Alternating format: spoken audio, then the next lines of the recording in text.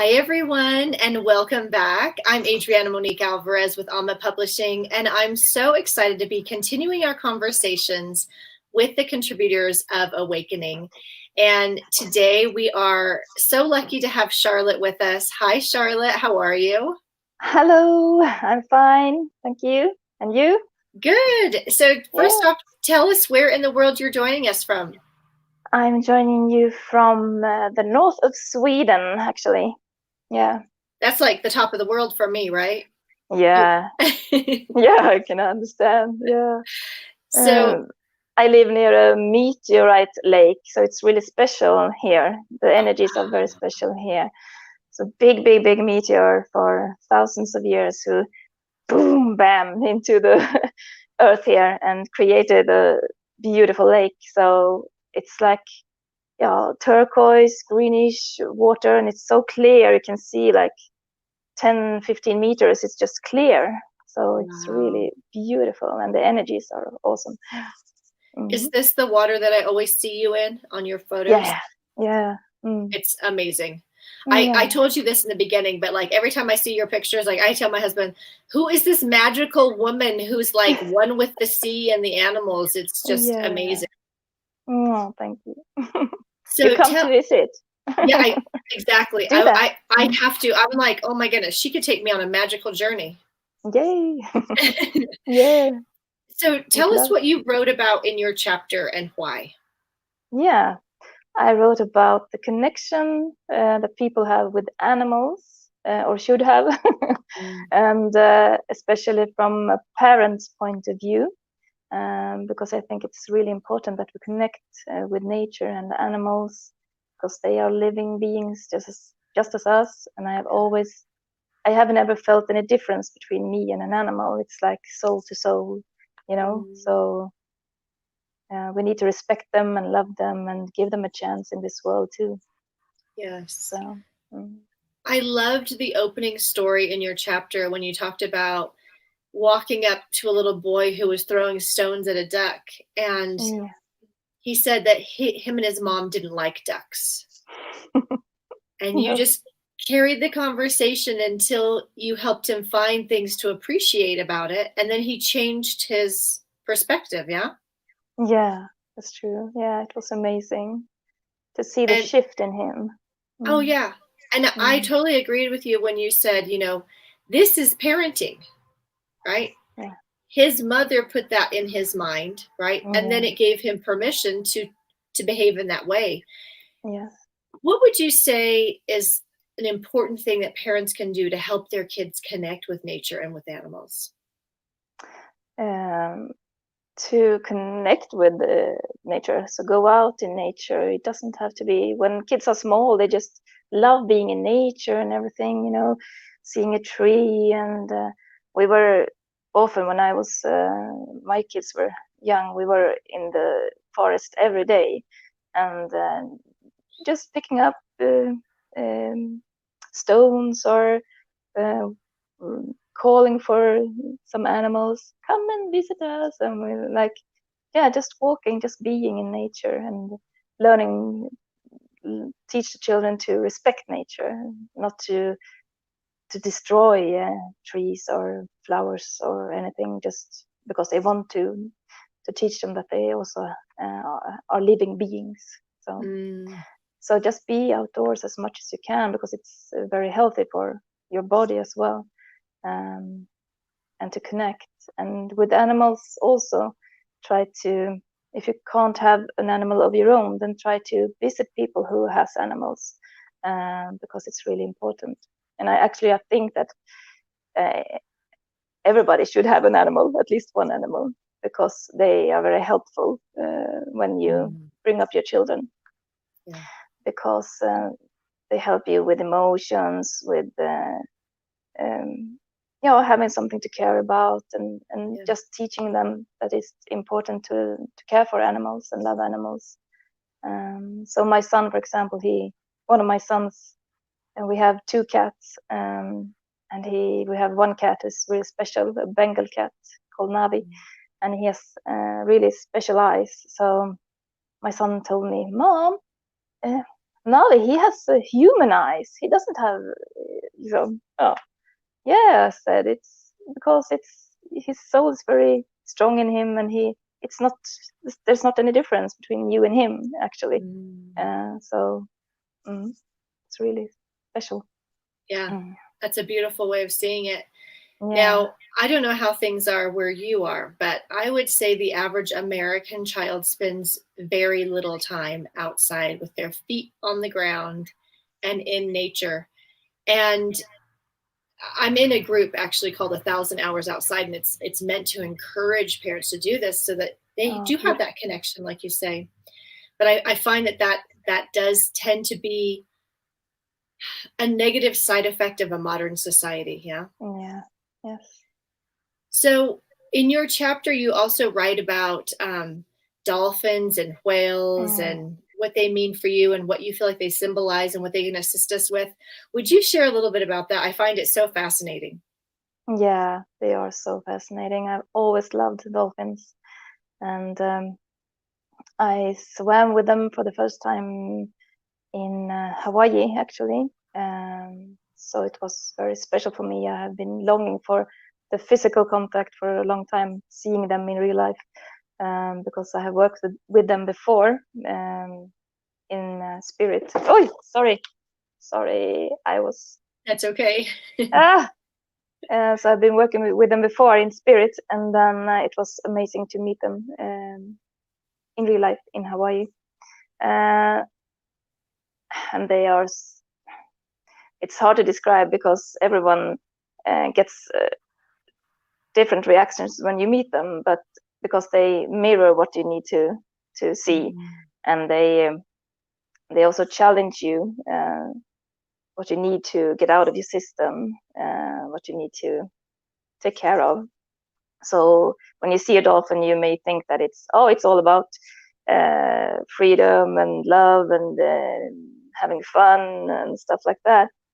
And yes, it's about that too. It's really important. The dolphin shows us that we need to play more in life, not see it so seriously, to take life so seriously, but play more, have more playtime, and they are really strong. They have really strong bonds in their families as well. So family is so important to them. So they want to teach us that too, that we take care of each other. And yes, the freedom is really important too. Not being restricted, being free. But then they take you on an inner journey as well, because it's almost like, the harmful, playful sides. That, oh, they are so cute. So, yeah, but they really go deep within you too, and work with you what you need to work with to develop. And it can be everything from emotional issues and spiritual issues and physical sometimes too. So they really work with you if you allow it on all levels. So once when I was in the Azores, where I have my retreats to swim with dolphins, one big female dolphin would just lay like 2-3 meters in front of each other and just bonded, and it was really like a meditation. And we just lay like that quiet and looked at each other. And I was feeling that she was sending me, and she was sending me, transferring something to me. And then when I got home again to the hotel, and I was having a shower, and I got out of the shower, and I looked in the mirror, then I saw in my aura, I had like symbols there. So I was, wow, amazed. She has actually transferred symbols to me with information, of course, that I would take down and work with. So it was really amazing. Wow. They are, and sometimes they show you something like what they want that we do in the world. They want us to wake up, to open our hearts, because that's the most important thing. To be in our hearts, to be love, and to be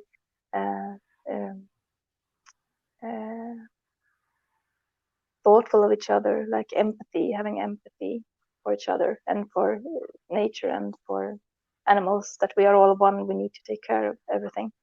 So once a dolphin also came to me and looked at me, and then he swam away a little bit, and then he stopped and looked at me. So I understood, okay, it wants me to follow it. So I followed, and then he swam like this to the surface, and then I did that too. And then I saw a big plastic bag, that you couldn't see through, and he wanted me, of course, to get rid of it. He looked at me like this and get that thing away from my home, like. So okay, yes, I will. Wow. So I picked it up and we took it with us in the boat, and so it's really dangerous, the stuff we throw into the oceans for the fish and for the dolphins also. So they are really concerned that we help them and we help the world and we help ourselves. So, and another time they wanted to show me, do you want to feel how it feels like to be a dolphins, with all the special that they can feel, all the emotions and all the sensations. So I said, yes, I want to. And then when we got back to land again, I got up and everything was so sharp. Also, all the sounds were so sharp, from car door slamming, for also everything was too loud. I was just, no, it's too loud. And the smells that we smelled also from cars and everything. So, it smelled so bad. I just wanted to vomit, And also the touch. So all this, it was enhanced. So that's how they feel it, and how animals also feel it. So be careful with your cats and dogs.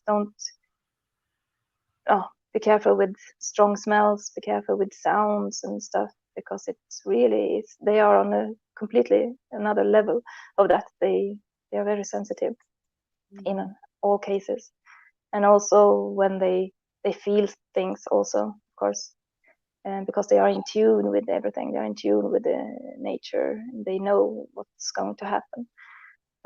So yeah, they are a leading example of how it should be. I think, because we have been numbed by all. We have numbed our senses, I think. So true. Even I've noticed just around this property since we got here, watching and observing the deer and the birds and everything. It's amazing. They are so in tune with the season and the time of day and the weather. I mean, it's incredible how they pick up on things. They adapt, they adjust, they respond, and it's just normal. It's just part of them. Yeah, it is. And I think we have been there before too, but not now, sadly. Yeah, exactly. So it's interesting when we separate ourselves from nature, then we're not in tune with so many things. No, and not ourselves even. Exactly. It takes us away from that connection. So when you mentioned a retreat that you do. Tell us what you do on these retreats. We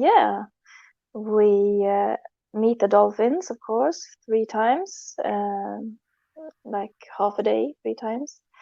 And then we do meditations. So we work before we meet them. We contact them spiritually before we meet them in meditations. And then we also, if we're lucky, we can meet whales as well. We can't swim with them, but we can meet them also. So that's really amazing if we have the opportunity. It depends on the group. It's really interesting because it's the group that decides, actually, and not consciously, but unconsciously.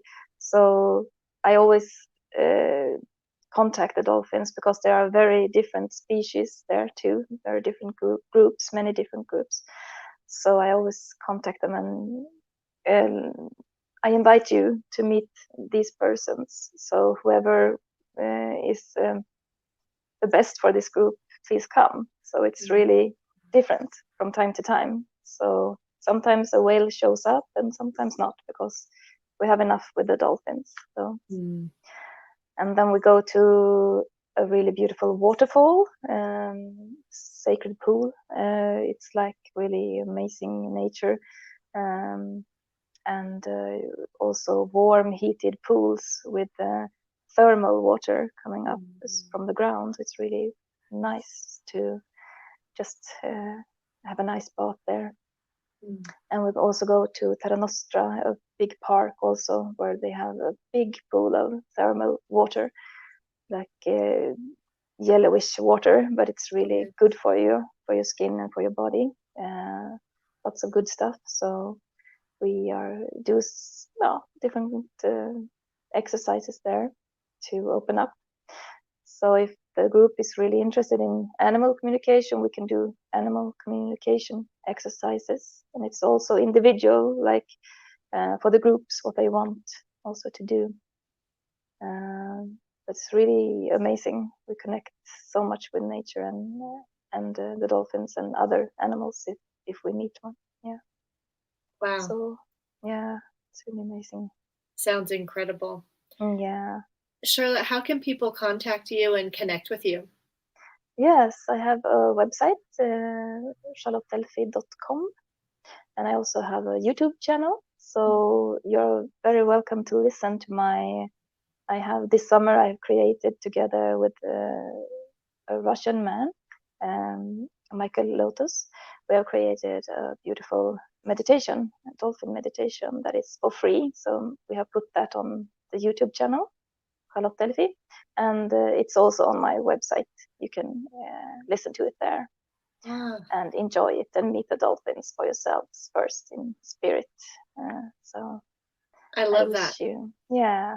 I just had a flashback. I forgot about this. When I wanted to get pregnant for the first time, I listened to dolphin music every day for about 3 months. Yeah. Wow. And it just came to me to turn it on and just to lay on the floor and let it just wash over me. So when you said that dolphin meditation, I'm like, oh, I haven't done that for a long time. That sounds very good. Yeah. Yeah, listen to it. I think it was really, really what the dolphins wanted me to convey. So it felt really right and really nice. And I've had really good feedback on the meditation. And more meditations are coming. They want me to do more. And the whales want me, and other animals want me to do meditations. So I will work on it. Excellent. Yeah. Thank you so much for contributing your chapter and for the work that you do. Oh my God. The world needs more magical beings like you. Thank you, Charlotte. Thank you. You gave me the opportunity. I'm so grateful. Really. You are amazing. You do an amazing job. Also very important. Yeah. Thank you. It's been my pleasure. And I want to remind everyone, if you haven't picked up a copy of Awakening, go to Amazon, go to Charlotte's chapter. It's going to awaken something new in you. You're going to see life through new eyes. And it's such a special way of going through this. I also want to invite you, if you'd like to be in our next book, Visionary, I will put a link in the comments. We'd love to hear your story. Until next time, here's to going outside, playing, and really loving. Yeah, loving the animals, the world, the elements around us. Exactly. Big hug, Charlotte. Thank you so much. Thank you. Bye. Bye-bye.